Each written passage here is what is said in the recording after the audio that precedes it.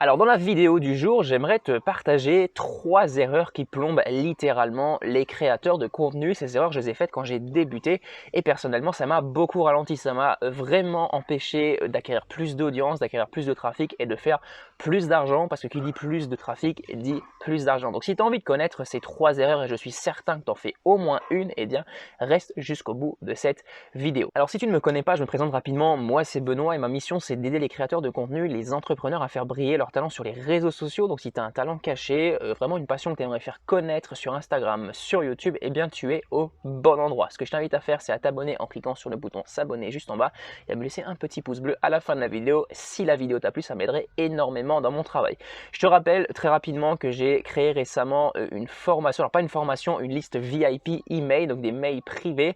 Tous les jours à 11 h, je sors un mail privé, donc un mail à forte valeur ajoutée. Je te partage mes meilleurs conseils pour développer ta communauté sur les réseaux sociaux. Profites-en, c'est gratuit, ça se passe juste en bas dans la description. On rentre tout de suite dans le vif du sujet par la première erreur que je vois chez énormément de personnes, que j'ai fait pendant hyper longtemps, c'est simplement de créer un contenu uniquement pour une seule plateforme. Et ça, je trouve que c'est hyper dommage. Parce que je vois des gens qui font des vidéos sur YouTube, qui font des vidéos sur Facebook, mais ça s'arrête là. En gros, le mec, il prépare sa vidéo YouTube, il publie sa vidéo sur YouTube et il n'y a plus rien qui se passe. La vidéo est sur YouTube, elle commence à faire des vues, etc. etc. Sauf qu'en faisant ça, eh bien, tu te prives de potentielles sources de trafic. Parce qu'aujourd'hui, qu'est-ce qui t'empêche de repartager très facilement avec des outils, de repartager cette vidéo sur différents autres réseaux? Par exemple, sur Facebook, tu peux sans problème mettre une vidéo YouTube et non pas mettre le lien vers ta vidéo YouTube. Ça, je vois beaucoup de personnes le faire et pour l'algorithme Facebook, c'est pas forcément très intelligent parce que Facebook veut garder les personnes sur sa plateforme. YouTube, c'est un concurrent de Facebook. Et si tu rediriges les utilisateurs de Facebook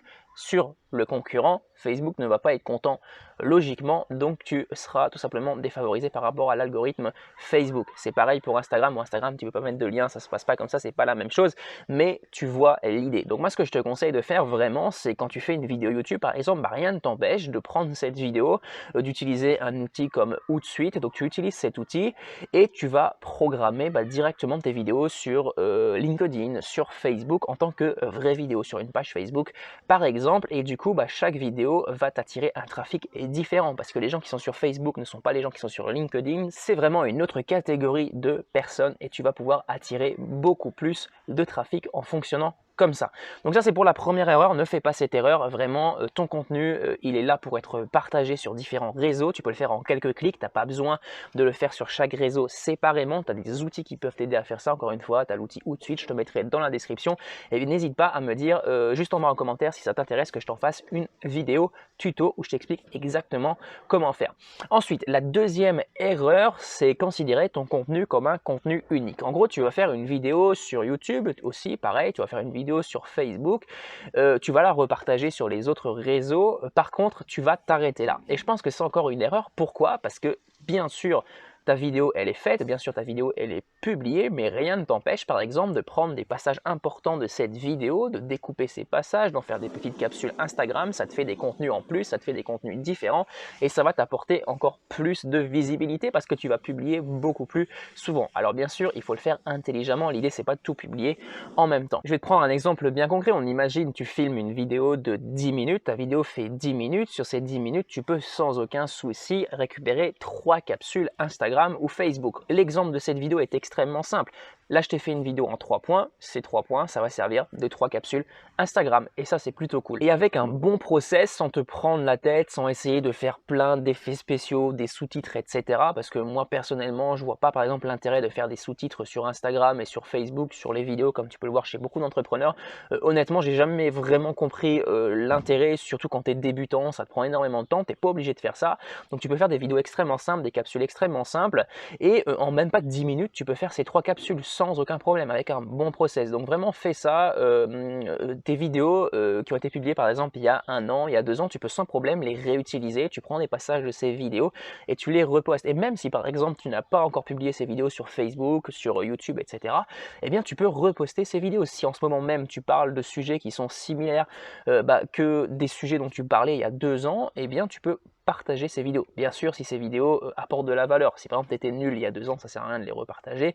Je pense que tu me comprends. Donc ça c'est pour la deuxième erreur, c'est considérer ton contenu comme un contenu unique alors que tu as la possibilité de le démultiplier. Et à partir d'une vidéo, tu peux faire énormément de choses, mais ça on en reparlera très prochainement. La troisième erreur, une erreur qui va déplaire à beaucoup de personnes, une erreur qui m'a beaucoup paralysé quand j'ai débuté, c'est que je pensais, ça va être un petit peu différent des erreurs que je t'ai déjà présentées, c'est que je pensais que les idées de mes concurrents appartenaient à mes concurrents. Du coup, au début, je n'osais pas, j'avais peur des critiques, j'avais peur qu'on me traite de copieur, de tricheur et j'en passe. Je n'osais pas tout simplement reprendre ces idées. Du coup, je me privais de nombreux sujets, de sujets hyper intéressants dans ma thématique.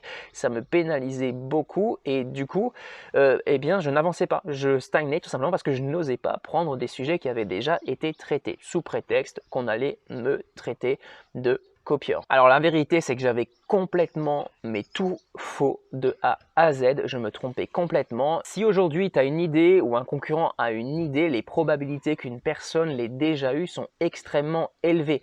Donc ça doit absolument pas te bloquer. C'est pas une raison pour ne pas la diffuser, loin de là, parce que toi tu auras une approche différente, tu as une expérience qui est différente, tu as un parcours qui est différent, une histoire différente et du coup avec tout ça tu vas créer ta propre version de l'idée, une version peut-être même améliorée parce que tu auras peut-être un bien meilleur vécu de cette idée alors que ton concurrent a peut-être juste pris l'idée de quelqu'un d'autre parce que oui, tes concurrents prennent également les idées chez les autres et ça c'est certain, c'est logique tout simplement parce qu'ils n'ont pas inventé le monde, ils s'inspirent aussi d'autres personnes. Donc pourquoi te priver de cette stratégie? Parce que si tu ne t'inspires pas d'autres personnes, si tu ne t'inspires pas d'idées d'autres personnes, eh bien tu vas être à chaque fois à court d'idées et ça c'est la pire des choses pour un créateur de contenu. Donc mon conseil ultime, dès que tu as une idée, n'attends pas, fonce, ça t'évitera de perdre des sujets, de perdre de l'audience et de perdre des ventes.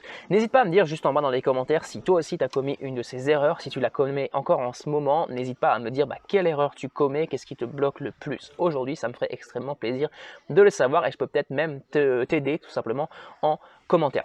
Voilà, n'hésite pas à me laisser un petit pouce bleu si la vidéo t'a plu, on se retrouve très bientôt pour une prochaine vidéo, abonne-toi si ce n'est pas encore fait, allez à plus, ciao ciao.